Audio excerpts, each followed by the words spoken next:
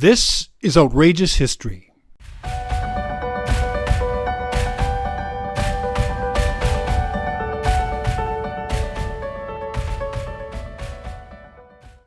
Hello, I'm Ernest Granson, and welcome to Outrageous History. When Washington D.C.'s Watergate apartment and hotel structure was developed between 1963 and 1971, its name became synonymous with its many political tenets. Little did its Rome-based developers, SGI, realize that their curvy, state-of-the-art complex would one day be equated with one of the biggest political scandals in history. The names of those involved would also be forever associated with the Watergate disaster. Names like John Dean, G. Gordon Liddy, John Mitchell, John Ehrlichman, and H.R. Haldeman. The roles of those individuals became well known to the public. But there were others linked to the Watergate disaster whose roles were less straightforward, but were directly and seriously impacted. Now, those are the characters that Robbie Pickering, producer, writer, and creator of the 8-part television series Gaslit, has chosen to closely examine. Robbie's here to chat with us today to tell us why those people stand out and what happened to them. Robbie, thanks very much for taking this time to talk to us. Thank you for having me, Ernest. I really appreciate it. Robbie, the subject matter that you've tackled in creating a production such as Gaslit is what marketing people might refer to as sweeping. And of course, the Watergate scandal fits within that description.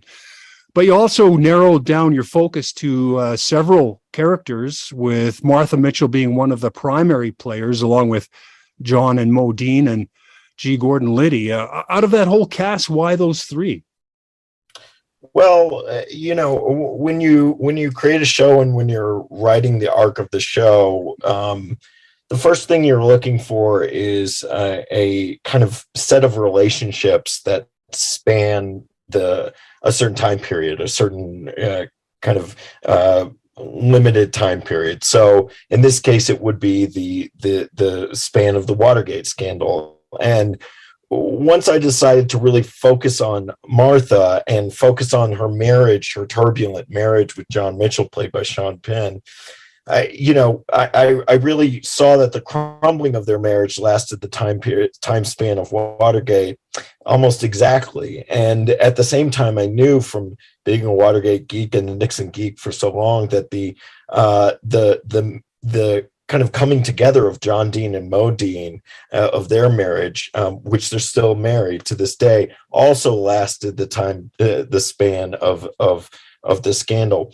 So what you know then is that you can kind of set these two relationships against each other, right? And at the midpoint, they kind of crisscross. And this old marriage between these two people, John Mitchell and Martha Mitchell, crumbles, while this new marriage between John Dean and Mo Dean that appears more on shaky ground at the beginning, they come together. And the Mitchell's marriage is destroyed by complicity, and in an odd way the Dean's marriage is kind of bonded by it. And then Liddy's transformation for me from almost a soldier of movement conservatism and of the darker side of movement conservatism, he goes from kind of a soldier in that struggle to kind of what he became afterwards, which to me is kind of an actor or a prophet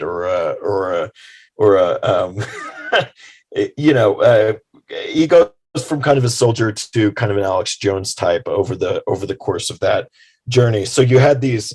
So what I saw was these three people: Martha Mitchell, John Dean, and G. Gordon Liddy, who really have relationships and a transformation over the course of Watergate that I really connected to. And complicity in each way changes them and their relationships. So in the series, Betty Gilpin as Mo Dean is really given a tenacious, prominent role, while Dan Stevens' John Dean is portrayed as somewhat weak-kneed and waffling. And I have to say, the first several episodes were hilarious, where you establish John Dean as a bit of a ladder climber who's hoping to make his way to the top of the Justice Department. Did you find the Dean character lacking that much courage in your research about him? Yeah, I don't think John Dean is. John Dean has shaped and sculpted his story over the course of the last 50 years. He's been the chief teller of his story, the chief author of his story in the public. For instance, Mo Dean's book on her relationship with John Dean and her romance with him in Watergate. They had it ghostwritten by a guy named Hayes Gorey, who kind of whitewashed their relationship and kind of made it presentable to the public and really concentrated on that. People always ask me if I spoke to John Dean in writing this story, and I always say no. I didn't speak to him because I don't want any of these. You read all these books by these guys, John Dean. You read Jeb Magruder's stuff. You read Liddy's stuff. They all have a certain prerogative. They're all trying to make themselves look good. Maybe not Liddy. Liddy is very honest, but I reading between the lines and reading about Dean, he was a climber. He was at the center of this, and he was willing to do anything to get in with the president and to get to the seat of power.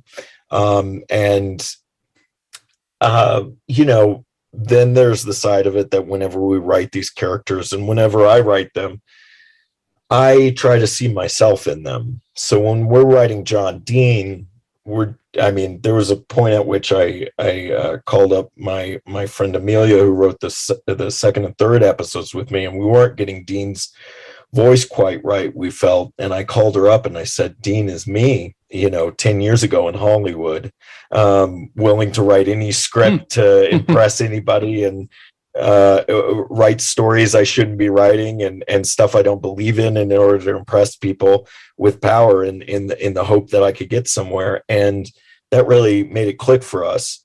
So I think the Dean that I wrote is at once not as much of a whitewashed hero as he is in a lot of the accounting of this period, but I think he's more complex and more relatable in that way. I think everybody can relate to being kind of an ambitious person or cozying up to somebody they shouldn't because they want to get a little ahead or doing things that might go against their own morality in whatever small way to get ahead a little. I think that's very human.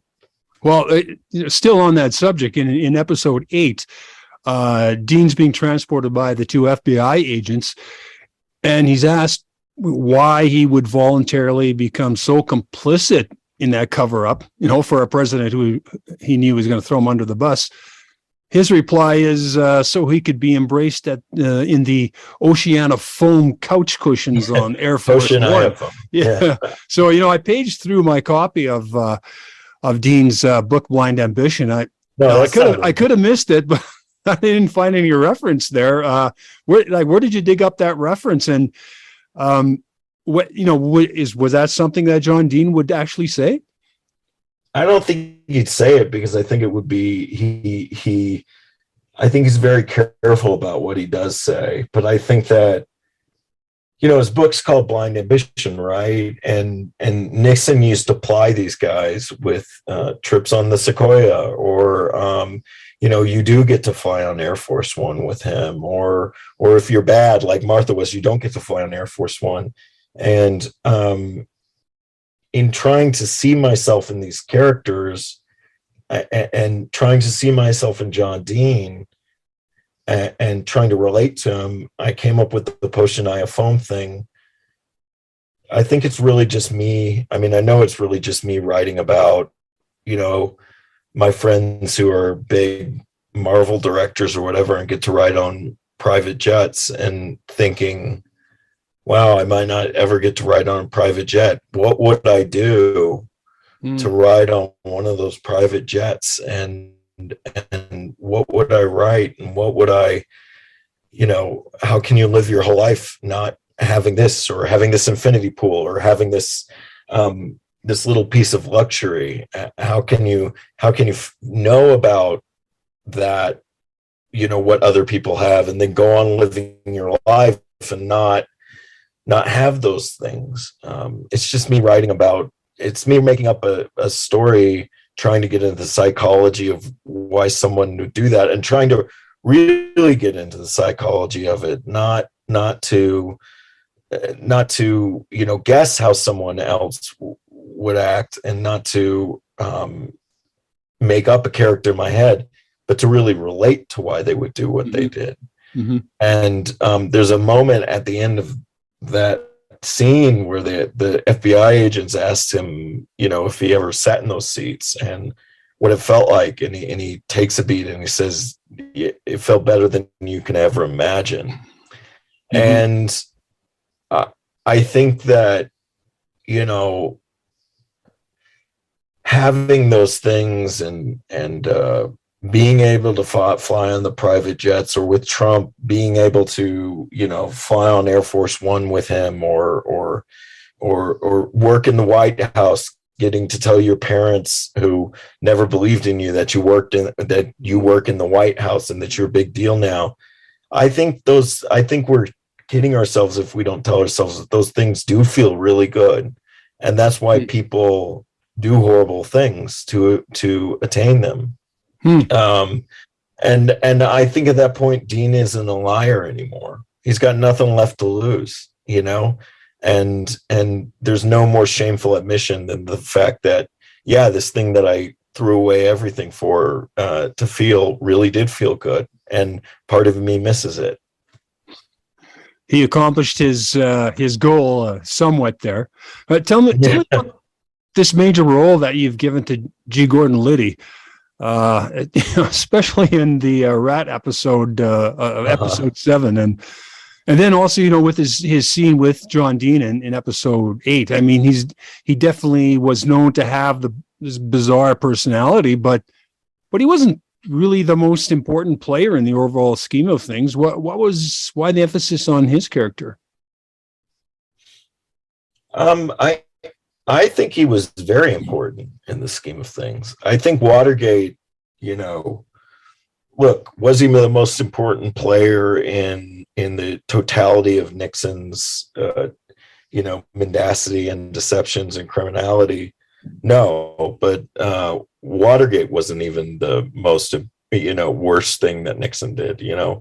But in Watergate is just the story of a bunch of people. I mean, when you get down to it and when you really read about it, it's the story of a bunch of, you know, kind of corporate middle management types. I mean, Nixon really did have a kind of corporate White House and corporate executive branch, you know, very, very filled with all these advertising guys and kind of middle management types like Jed Magruder, like Haldeman, like, you know, Chuck Colson, John Ziegler, and all these guys, but not John Ziegler, Bob Ziegler. But it's really, when you get down to Watergate, it's really the story of these guys who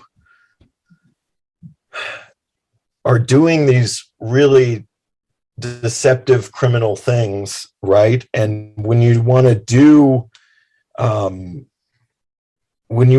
shady things at the top of government, you're not going to get the best people to do them. And if you really want to do criminal acts and get the best people, well, then you better join the mafia, because that's the major leagues, right? People in politics who do stuff like this usually can't get ahead doing it the right way, because they're not bright enough or they're too crazy. In the case of G. Gordon Liddy, it's really the story of a bunch of these corporate guys who are doing shady stuff on behalf of the president, and they hire an insane person, and he blows it wide open. I mean, when you look at Watergate and the reason they all got caught, it was because Liddy was at the top of the operation, and Liddy couldn't get enough money to hire all the Cubans he needed, so he put James McCord into the who worked at the committee to reelect the president.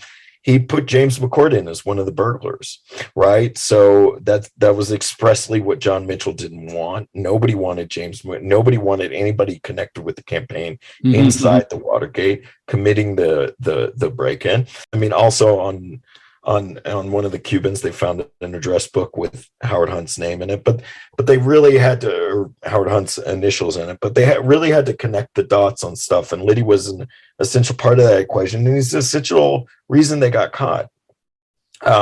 Afterwards, he's the only guy who did not break. He did not rat on anybody, and ultimately coming away from Watergate, the Republican Party and movement conservatism learned how to inoculate themselves from accountability. And people like Pat Buchanan, people like G. Gordon Liddy were at the kind of ahead of their time on that count. It's just don't admit wrongdoing. Don't admit it. Just never admit it. Never apologize for it. Just do it. And he's really a means justify the ends type of guy, which of course we see now at all levels of the Republican Party. So I think he's a very important figure coming away from Watergate and within Watergate. I think he's one of the most important figures. Yeah. I've listened to several of the Slow Burn podcasts, and in Gaslit, there's that very similar exploration into the very sad and mostly untold story of Martha Mitchell. What did your research tell you about Martha Mitchell's character? Well, I'm very into conservative women and Southern conservative women. I am not conservative. I grew up in a very evangelical conservative household in Texas, in a small town, and my mom is very evangelical, very I guess what you call Trumpy now, but right wing growing up, and I just was always fascinated with basically the church ladies I grew up with. And conservative women in particular, because as somebody who's not conservative and finds a lot of movement conservatism pretty corrosive and pretty dangerous, I want to root for these women because they're women, and I think that's kind of punk rock, women in politics. But they're also they're punk rock for what I think is kind of fascist, and so I'm fascinated by that. I'm fascinated by that duality, and I'm also fascinated by somebody like Martha, who was such a part of this Nixon machine and was complicit in so many awful things before she started speaking the truth. And once she started speaking the truth, she couldn't stop. I find that really fascinating, and there's a Atlantic article by Ann Applebaum called "History Will Judge the Complicit," which I urge all your readers to or all your listeners to read. It's kind of a Rosetta Stone for this series in particular. It's about why some people are complicit and remain complicit and are willing to throw people they love under the to go against their morals, go against people they love, all for people like Trump or Nixon, who they know are going to throw them under the bus the minute they become expendable. And it also explores why other people start telling the truth, even if it destroys even if they were complicit before, even if it has the capacity to destroy their lives. And Martha is somebody who was complicit, started telling the truth, and just couldn't stop, and it destroyed everything. And God, why are some people like that? I just thought it was an interesting thing to kind of dive into and explore with her in particular. And also she's very complex. She was easy to shut up because she was an alcoholic. I think she had borderline personality disorder. She was intensely charismatic and intensely off-putting at times. Where do you think Martha would fit in today's world of social media? I mean, what would there be the demographic group of social media users that with which you'd find enough support that she would not have found herself viewed in the same way as she did in the 1960s and early 1970s? Oh, yeah, that's an interesting question. I mean, look, in the early 70s, she had 76% name recognition in the country. Now that's insane, considering that there was no social media. So just imagine how famous she'd be now with social media. I think it might be even more corrosive to her life. She had her admirers back then at the 1972 Democratic National Convention. The highest selling or the most popular button, pen to wear was a Free Martha Mitchell pen. And there were Free Martha Mitchell rallies.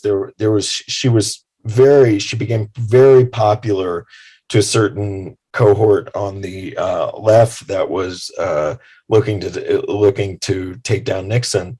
And she became kind of a folk hero.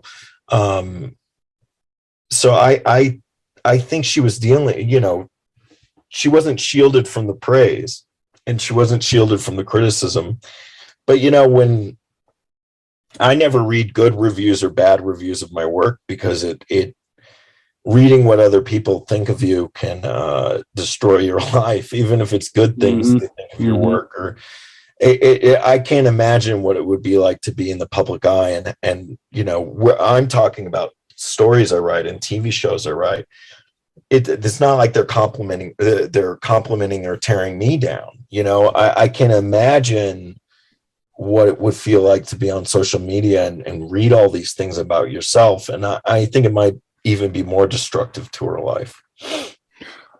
Tell me about the scene in which Martha's holding the newborn baby in the hospital. That's my son. That's your son? Yeah. Oh my gosh. I was wondering who would agree to that. Was what a warm scene that was. That was amazing. Yeah. That was amazing. But the sad part is that she was in the hospital because she was being treated for that rare form of cancer, and it soon took her life. But it's a scene where we see her holding and being enchanted by that newborn baby. Is that your idea of maybe seeing her as the mother she once was? I mean, is that what you were trying to convey? I think in that moment, all I'm trying to convey, I don't know if it's that literal. I think that Martha, when you read about her when she was, and this is a spoiler for the series, but when her husband betrayed her and destroyed her life and divorced her, and then she got this horrible cancer. When you read about her in the hospital while she had this cancer, she seemed to find a sense of peace that she never had outside. And it might be related to this question of, how much, praise or negativity she got from the outside world. She just was shielded from all that while she was in the hospital, and she knew she was going to die, and she just had her son there. She really didn't have any visitors. So she really got to know all the people in the hospital. And I like to think that she found a certain peace there in that hospital, getting past all these questions of politics and D.C. and her social standing, that John Mitchell never got that peace. I like to think that at the end of the show, Martha Mitchell and Frank Wills, the security guard at the Watergate, who's so poorly treated have found a kind of dignity and peace beyond all this stuff that the rest of the characters never do find. I'm certainly no expert, but the appearances by Julia Roberts and Sean Penn in those roles seem to be one of their finest. I mean, they seem to have really bought into the premise of that production. What were their reactions when they were presented with the script? Well, Julia, I didn't know. I mean, I didn't think we'd get Julia, but she read it within a week and she wanted to do it. And she really, really wanted to do it with Sean. And because she had known Sean I think she's known Sean for maybe 3 decades now. I mean, she's known him forever. And they've always wanted to work together, and she thought it would be the perfect opportunity. So then I met with Sean, and what really struck me about Sean is I was nervous to meet with him because I didn't want to talk politics. I think I agree with Sean on most of his politics, but I just, in my life, I live for politics. I really love, I followed politics like most people follow sports since I was a kid, but I really am not into writing about stories about it, and writing stories about like polemics, on my political views.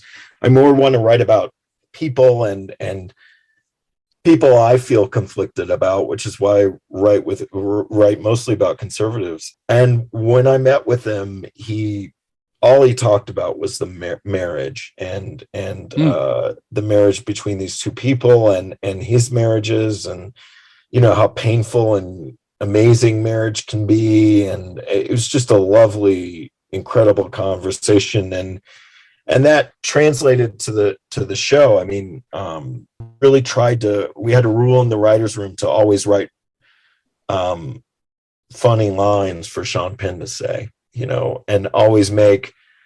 John Mitchell in his life was known for being a pretty warm guy and a pretty funny guy and all that, even though he did a lot of evil. And I think that's very true to how a lot of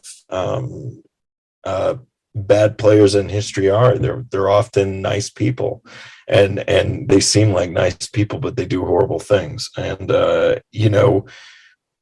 we really wanted that duality in that character, and Sean really embraced that. And I think the most undervalued Sean Penn performances are the ones where he's funny and vulnerable and warm, and I think he's all those things in this show.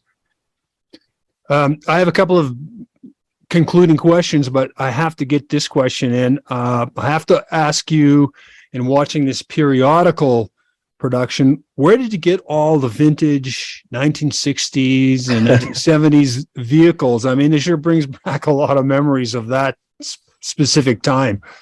Well, fortunately or unfortunately, we had to shoot in LA. We had to shoot the entire thing in Los Angeles because Julia couldn't travel.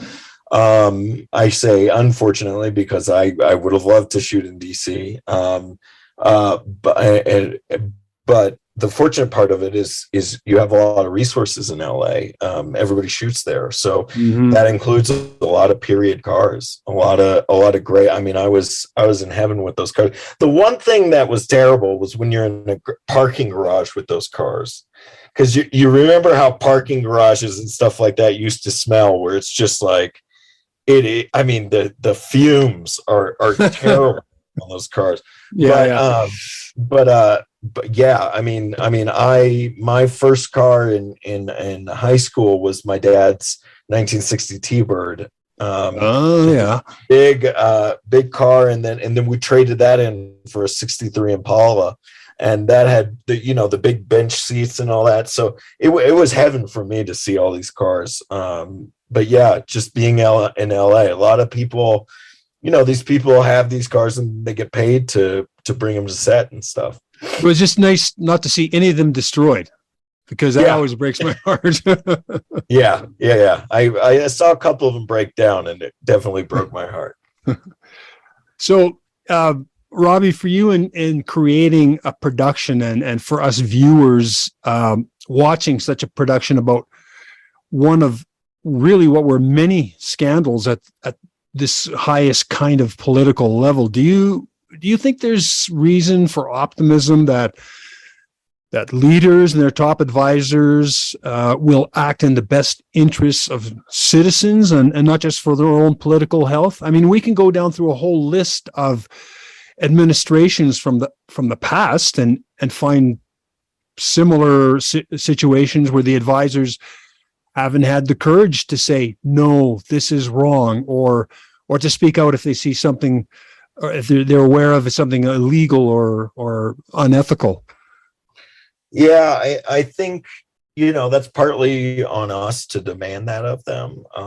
But I also want to say that there are plenty of politicians, and one of the laziest tropes to me is when anybody says all politicians are bad, all politicians lie. I think it lets them off the hook, and it doesn't give enough credit to the politicians who are good, who do look.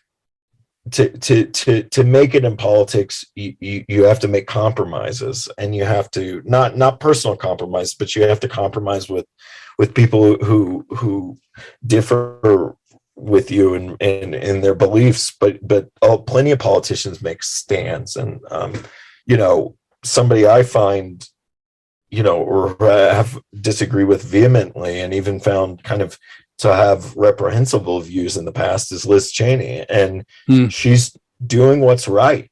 She's doing what's right. There's no political benefit to her doing this. She's going to be thrown out of office for it, but she's doing it. Mitt Romney took an impeachment vote against Donald Trump in the first time, and he was the first senator who voted for impeachment of a president of his same party in history, and there was no political benefit for him. Now, there was no political cost really, because he's ensconced in Utah, but he could have put his head in the sand like everybody else, like Lindsey Graham, like all these other people. So Adam Kinzinger is the same way, but I mean, Liz Cheney has a lot to lose, and she's losing it. So, I mean, that we just got to find those people. We've got to find those people who are willing to do good things. And I think there are a lot of people in Washington who will do the right thing. It's hard to see sometimes, and it's hard to ferret those people out and know who they are, but I think it still exists. It's just too easy for a few of them to say, well, the other guys are always bad, the other guys do horrible things, so we're going to do it too, and that's the way the game is played, which is what everybody who's been caught in any scandal in any arena in history has used that excuse, whether it's the Houston Astros, whether it's Richard Nixon, whether it's Donald Trump. It's always, well, the other guys do it and they do it worse. Oh, you think the Yankees aren't cheating? You think that and it's this fundamentally cynical view of humanity, and it might be right to a certain degree, and it probably is, but when you get caught, and there should be consequences. And that's the other thing that we can do to stop people from doing it, is make them pay. And I'm afraid we're not doing that, but that's up to us as well. Liz Cheney is trying. So finally, Robbie, in the final episode, where Martha passes away, that was in 1976. She's alone after being separated, but not really being divorced from John Mitchell. And at her funeral, you show that flower arrangement beside her casket, which spells out Martha was right. And that was supposedly sent by an anonymous supporter of Martha. Do you feel that she is now receiving some vindication? I hope so. the Slow Burn podcast, I think, was the first step to introducing Martha to a new generation and vindicating her somewhat. I know the creator of that podcast, Leon Neyfakh, talked to Martha's son, Jay, who's very notoriously private, and he told Leon early on, he told him, all I want is for my mom to be seen as something other than a drunk clown, or to be remembered as something other than a drunk clown. And that kind of became our mantra in the making of the show, which was not easy to make. I mean, we made it during COVID, dealing with all the egos of the stars and everybody else. I mean, it's very difficult, but that kept me going. And I hope that I hope that she will be remembered, at least in a small part, because of my show, as something other than a drunk clown. Yes. Well, Robbie, it really was a thought-provoking series for me, and it's been fascinating to hear about these unusual perspectives of the history of Watergate. So I really appreciate your taking time to talk about it today. I appreciate you having me on, Ernest. And for any of your listeners, you can watch the series, all 8 episodes, on the Stars app or the Stars channel on either your cable or on, I think, on Amazon and Hulu and Apple TV. They have a Stars channel, so you can find Gaslit on there as well. Okay. Well, thanks again, and I thank all of you for tuning in to Outrageous History. And remember, for additional information about this topic and other podcast topics, as well as more information about our authors and creators, log on to www.outrageoushistory.com. I'm Ernest Granson.